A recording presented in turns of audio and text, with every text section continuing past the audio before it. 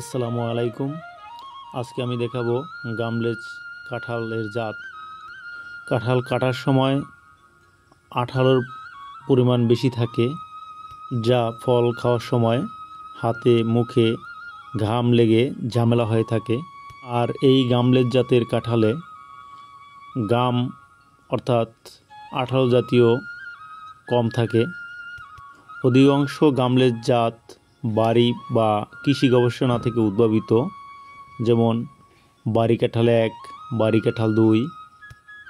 তুলনামূলকভাবে এই গামলেজ জাতের খোসা পাতলা হয়, কোয়া রসালো, সুগন্ধিযুক্ত এবং বেশি মিষ্টি স্বাদযুক্ত, এবং বীজের আকারে ছোট হয়। এই জাতের কাঁঠাল সাধারণত জুন জুলাই মাসে ফল সংগ্রহের জন্য উপযুক্ত সময়। এছাড়াও প্রচুর ফল হয়, গাছ শক্ত ও রোগবালাই প্রতিরোধী সক্ষম। সাধারণত বর্ষাকালে অর্থাৎ জুন থেকে আগস্ট মাসের মধ্যে এই গাছগুলো লাগানোর উপযুক্ত সময়।